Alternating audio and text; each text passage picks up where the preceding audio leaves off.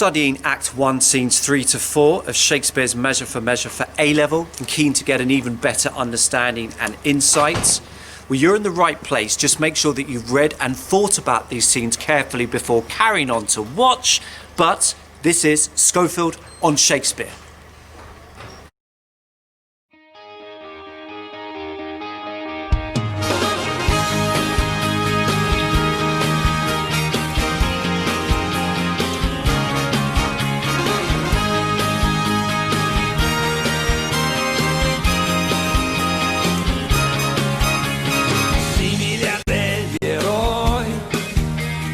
Abbiamo il cuore a strisce, portaci dove vuoi. Time for my summary of Act 1, Scene 3.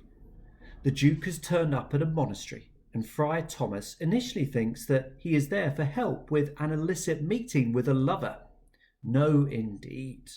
However, the Duke takes his time explaining why he's pitched up so mysteriously, and in a roundabout way gives some background to the key players within Vienna's governance. He has always preferred to remain out of the spotlight, and he is put in charge a particularly disciplined, severe deputy in Lord Angelo. He has also spread a rumour that he has gone to Poland, presumably on some state business.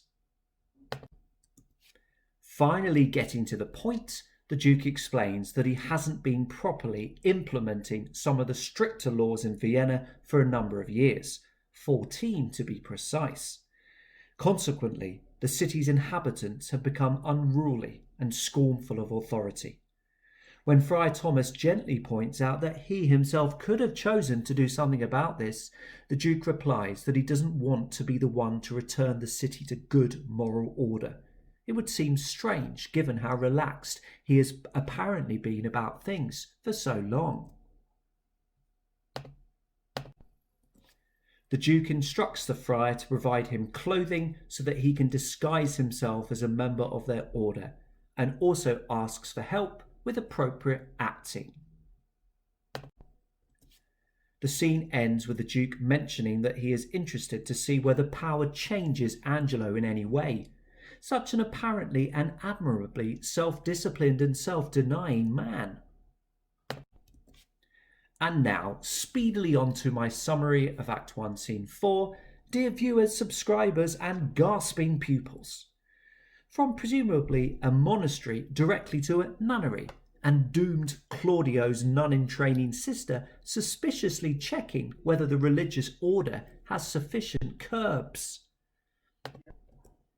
Lucio calls into the nunnery, throwing the senior nun, Francisca, into a bit of a tizzy. Fully sworn-in nuns must not speak alone with men. The prioress must be present. And even then, it has to be a choice between speaking and showing the man your face. Once admitted, Lucio gets straight to the point. Isabella's brother Claudio is in jail after getting his lover Juliet, Isabella's dear friend from childhood, pregnant. Isabella is initially disbelieving. However, Lucio emphasises his sincerity. Nonetheless, he can't resist throwing in a few metaphorical euphemisms relating to pregnancy. The course of action is clear. An initially timorous Isabella must develop some steel to try to persuade cold, heartless, temporary ruler Angelo to save her brother's life. Here are some questions for you to consider. I would recommend pausing the video in a moment to write some detailed paragraphs of your own before continuing the video to consider my ideas. So, grab your pen, press pause. The video will resume in 5 seconds time.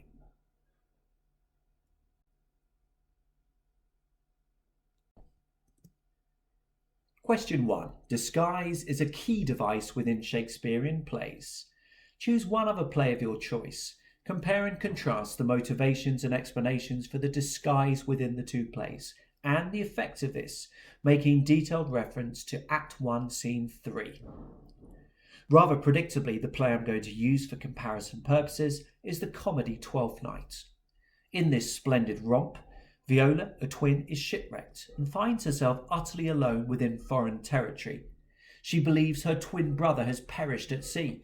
Fortunately, a sea captain seems rather taken with her and is sympathetic when the bewildered young lady cries, "Oh, that I served that lady, and might not be delivered to the world till I had made mine own occasion mellow what my estate is." These words give a valuable insight into Viola's feelings at this point. As a single young woman who believes she has lost her twin brother, she is vulnerable, worried, scared about what may lie ahead for her within this strange, unknown new country. She wants to be able to check out how the land lies, to give herself some time before revealing her identity and situation. Initially, her preference would be to remain a woman serving a local countess. Only when she is told that this is impossible does she come up with the idea of disguising herself as a male page. So Viola's disguise can be seen initially as a prudent act of self-preservation, an impulsive, quick-thinking plan devised under great emotional pressure, having just emerged nearly half drowned from the ocean. So how does this compare to Duke Vincentio's motivations and explanations for his disguise in Act 1, Scene 3 of Measure for Measure? Well, there are two parts to this process. In order to disguise himself, the Duke first has to remove himself from his position of authority and put someone else in temporary charge. What explanation does he give in Act 1, Scene 3 to a presumably gobsmacked friar for doing this? Well, he explains that Vienna has strict laws, which are necessary to keep energetic, stubborn, determined citizens in check. The only trouble is that over the past 14 years, and if we believe Claudio, it's 5 years longer than that, he hasn't bothered to implement some laws. The consequences of this are implicitly clear from the language and attitude showed in the previous scene. His inconsistent, lax governing has helped produce some depraved, degenerate, sex-obsessed citizens. Note also the use of animal imagery, which gives an interesting insight into the Duke's attitude towards power and authority. Ideally, those in power are fierce predators that regularly go out to frighten others into good-ordered acquiescence. Meanwhile, a number of ordinary citizens are figuratively stupid horses with insufficient brain power and good judgment to independently make appropriate decisions. So having conveniently got someone else to do the dirty work of actually implementing some of the stricter laws in his own city, the Duke is then free to disguise himself so that he can hang around and see how his replacement gets on. Whereas Twelfth Night Viola will be disguised as a page, the Duke will be a friar, explicitly so that he can observe Angelo's rule. He gives more information about this in his final lines at the end of the scene, when he says, "Lord Angelo is precise, stands at a guard with envy, scarce confesses that his blood flows, or that his appetite is more to bread than stone. Hence shall we see if power change purpose what our seamers be."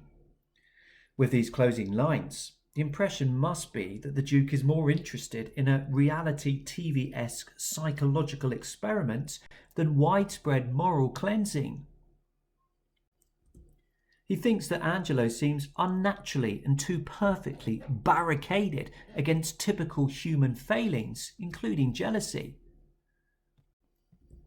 He feels that Angelo doesn't seem to have the usual human desires, including those of a sexual nature, whilst the idea that he is reluctant to admit that his appetite is more to bread than stone implies an extraordinary, unnecessary degree of self-repression and self-denial of the most basic human instincts. All of us need to be able to eat, and there is nothing wrong with admitting that.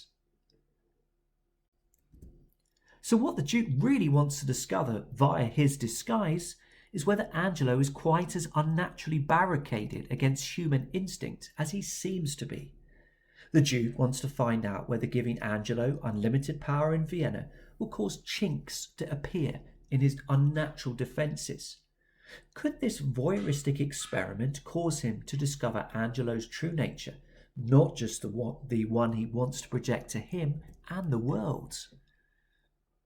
And to return to the question, doesn't a comparison with Twelfth Night emphasise the remarkable egotism and cowardly incompetence of the Duke as he embarks upon his espionage mission as an unscrupulous, lying friar? Whereas pre-disguised Viola has no power, pre-disguised Duke has unlimited quantities of the stuff. It's just that he hasn't always bothered to use them. And whereas Viola's aim is to give herself time and help those she hoodwinks, the Duke wants to satisfy a whimsical curiosity about another man, whilst also hoping he cleans up his city in the process. What do we, as the audience, make of the Duke at the end of Act 1, Scene 3? Do we just condemn him as a manipulative coward, or is part of us secretly impressed by his brazen plan and shameless misuse of Christianity? Perhaps he's able to explore something which interests all of us. Just how much can we rely on external appearances for information about an inner reality? Lucio uses extensive imagery in Act 1, Scene 4. Choose 3 examples and explore the effect of each one in detail. Before I share my examples, it's worth remembering the context here. Where is Lucio? In a nunnery. And why is he there? In order to advise a trainee nun that her brother has been sentenced to death and to beg her to come to his aid. We might therefore expect Lucio's language to be as simple and straightforward as possible. There are times to be drawing elaborate images with words and times to be more measured. Does the fact that Lucio indulges in imagery wherever he is tell us something about him or the society he inhabits, that he and all the world he inhabits has become too uninhibited, too free and easy? Something to think about as you continue to read through the play. Example 1. And a more dignified, restrained, almost poetic reference to sex than was seen at the end of Act 1, Scene 2.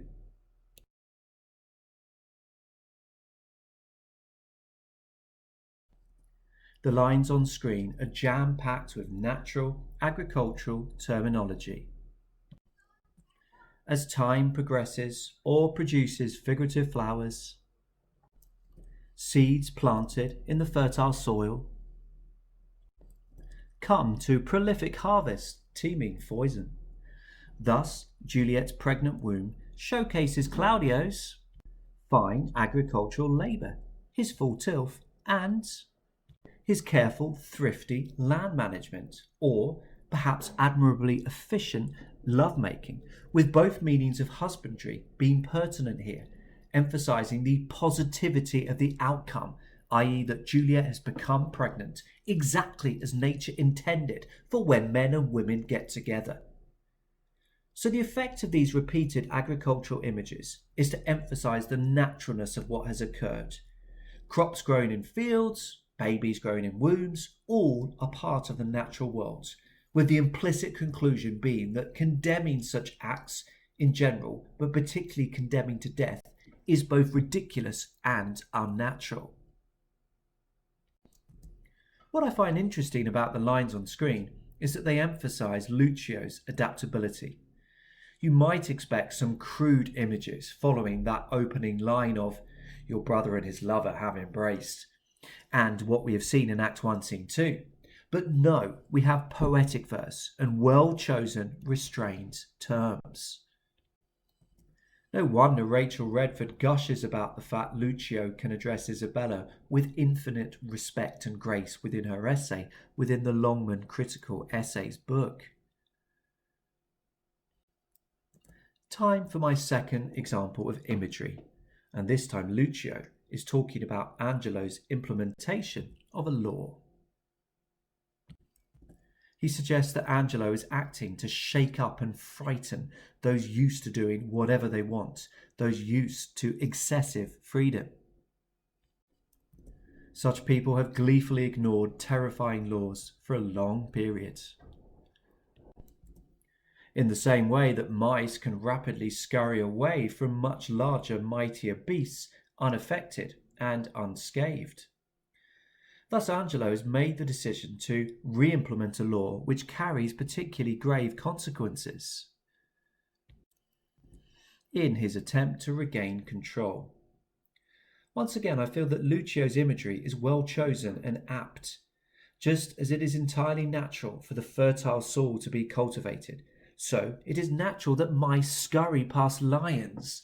Such mighty beasts don't need to be wasting their time and energy on such insignificant creatures or events. Of course, in the previous scene, the Duke also used imagery relating to a lion, but the effect is very different.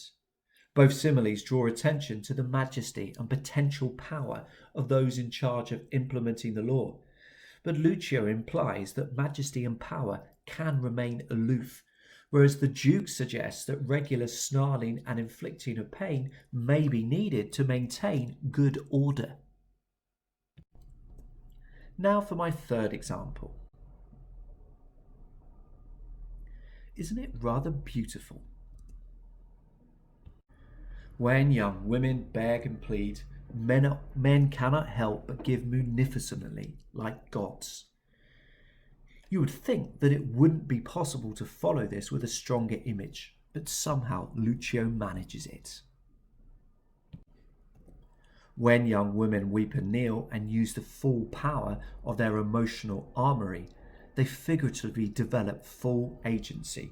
It is as if they themselves are in charge of the decision making, as they themselves would own them, not the men. The words on screen conjure up images of a chivalric world in which stereotypical traits of femininity, emotional weakness, and implicitly beauty cannot fail but to produce compassionate responses from men in authority. Lucio has shown that he is not just a bawdy banterer, but someone who can adapt to different circumstances and even inspire and motivate. At the beginning of this section, I asked whether the fact that Lucio indulges in imagery wherever he is and whoever he is with may suggest that he and his world has become too uninhibited. Well, do we not need to revise this in the light of his skillful imagery in this scene? Doesn't his language in this scene highlight the role imagery can play in terms of illustrating, explaining, and rousing? His imagery drags sex out of the gutter and back in its rightful position in the natural world. His imagery draws attention to the fact that power needs to be discriminative and not focus on minor details. And his imagery gives hope to a young woman distraught that her brother may be on the point of having his head chopped off. This has been a Schofield on Shakespeare production, beseeching you to think a little bit more carefully about Act 1, Scenes 3 to 4 of Shakespeare's Measure for Measure. Many thanks for watching.